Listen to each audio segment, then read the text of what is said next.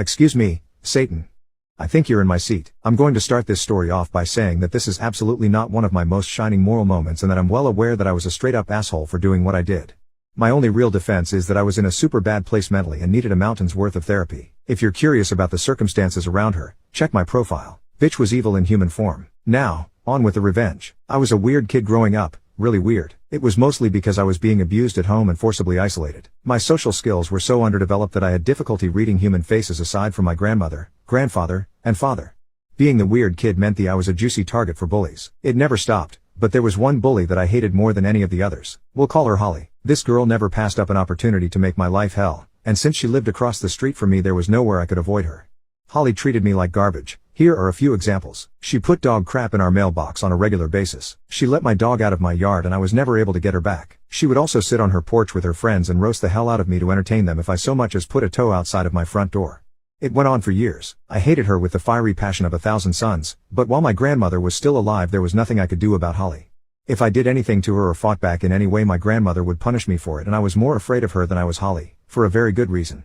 So I made a plan. I suffered through all the abuse and promised myself that when I was older I would make Holly pay for what she did to me. Thinking of what I was going to do to her when the time was right was sometimes the only thing that kept me going. Over time, Holly grew up, and eventually she left me alone and stopped being an asshole. Unfortunately for her by then it was too late. I didn't give a shit about her new moral epiphany. I had been nursing my grudge for 2 decades and it was time for a reckoning. I was going to destroy that bitch. When my grandmother finally died, it was go time, and I'd had 20 years to plan. I wasn't idle while I waited. I'd made it my mission in life to learn as much about Holly as possible. And to do it I became friends with a few people on the periphery of her social circle. Eventually, I knew more about her and her life than her own mother did. The first step I took in my plan was getting her fired from her job. It took longer than I would have liked, but eventually I managed it. Holly worked at a doctor's office, and I knew that the doctor she worked for was super Christian. Very straight edge, upstanding type of guy. He also had a huge influence on the local community. I decided to become a patient at his office, scheduling my visits to be on the days Holly was off work. After a couple of visits I just happened to notice Holly in the staff photo on the waiting room wall. I made a show of looking surprised and then concerned. I got to the exam room, and the doctor came in shortly after. The expression on my face got his attention, and he asked me what was wrong. I told him that even though I didn't want to, as a Christian I couldn't keep my knowledge a secret and still sleep at night because I just couldn't let him endanger his soul and reputation by doing nothing. I had his full attention, then, and I asked him as one fellow Christian to another not to tell anyone where he got the information I was about to give him. After he promised he would, I told him that I knew that Holly was using illegal drugs. He was absolutely floored and at first he didn't believe me. I told him that I understood his skepticism entirely, but it was easy enough to prove or disprove my information with a drug test. If I was wrong, he lost nothing. If I was right he was saving himself from trouble down the road. He finally agreed to test her, and he tested everyone else too so that it didn't look like Holly was the only target. See, I wasn't actually lying. Holly smoked a shitload of weed, and I knew that because it was my dad she used to get it from. He'd been her weed dude since she was like 15. Her test came back positive for marijuana and much to my surprise, Xanax. Oopsie. The doctor fired Holly on the spot when the results of the urinalysis came back and then he called me to thank me for telling him what was going on. And before he hung up he told me that I truly walked with the Lord. Y'all will never know how hard I had to fight not to laugh at the depths of his wrongness. I thought I was going to pop a blood vessel. Phase 1, complete. I know what you're thinking. It's just a job and it's not like she can't go get another one, right? Losing a job isn't the end of the world. You'd be wrong. Remember how I said that her boss had a very high reputation in our area? That man called every single hospital and doctor's office in the state personally to make sure that none of them would hire Holly and risk liability and loss of community trust for associating with her. Holly's field of study was all pertaining to the medical profession, so her education was rendered worthless because nobody would hire her. I wasn't done yet. Nope, not even close. She lost her job, and because she had no income her car got repossessed. She still had her family though, 2 kids and a fiancé. Who needs families? Am I right? With the help of a good friend of mine, we catfished the fuck out of her fiancé. My friend is hot AF, and she let me use pictures of her to prove that she was really real. She even got on Skype with him once. When he finally made the arrangements for a face-to-face encounter and booked a hotel room I texted the screenshots of everything to Holly from a burner number.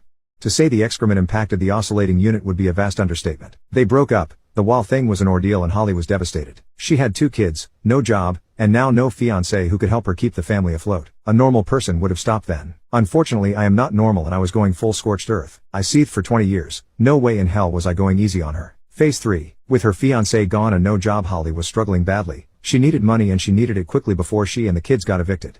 Meth is a giant problem in my area. It's high risk but it's also fast money and so I started subtly mentioning Holly's situation among my more legally questionable family.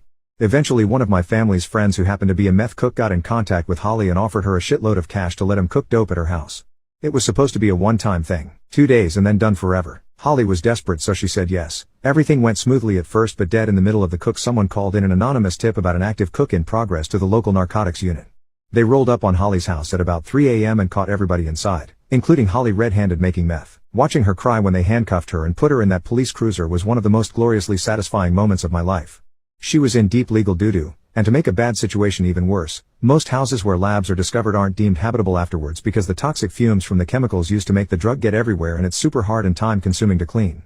It's up to the property owner to either hire a hazmat team to clean it, or condemn it and tear it down. A lab cleanup costs thousands of dollars. It would have cost more money to clean it than the entire property was worth. So it got torn down, with everything Holly owned still inside. See, you can't take things out of a meth lab because they're going to be covered in toxic residue. It can make you very sick, especially young children. Everything in the residence is usually counted as a loss. Now, some people sneak in and grab stuff anyway, but whatever, it's their funeral. But since Holly was still sitting in jail, there was no way for her to get anything, and none of her close family were interested in risking getting caught sneaking into the house and being accused of stealing or tampering with a crime scene. Holly ended up in jail for a while, and while she was gone the court gave their father, ex-fiancé, sole custody of their children, and Holly was only given supervised visitation. 2 hours every Saturday if I recall correctly. Revenge is a dish best served cold, and mine was freezing. I was behind every single bad thing that happened in Holly's life, in one way or another, for an entire 5-year period. She decided she liked bullying me and making my life hell, and she figures there would never be any consequences. Instead, I took her reputation, her job, her fiancé, got her arrested and convicted of a felony, and her children taken from her, and the best part is that she has no clue I did it to this very day. She'd forgotten about me. What she did to me impacted my life forever, but to her it wasn't even important enough to her to bother remembering. I was nothing to her, so she never connected me to her problems. Last I heard, she was in rehab for alcoholism and had her parental rights terminated permanently. After she lost her kids, she just sort of gave up and crawled into a bottle and never came out again. I was tempted to tell her, but I decided that the helplessness and confusion about why everything suddenly went to hell in a handbasket was the better plan, because that means that every now and again I can contact her and pretend to give a shit about her troubles to get a fresh revenge boner about her newest tale of woe. She thinks I'm the nicest person she's ever met.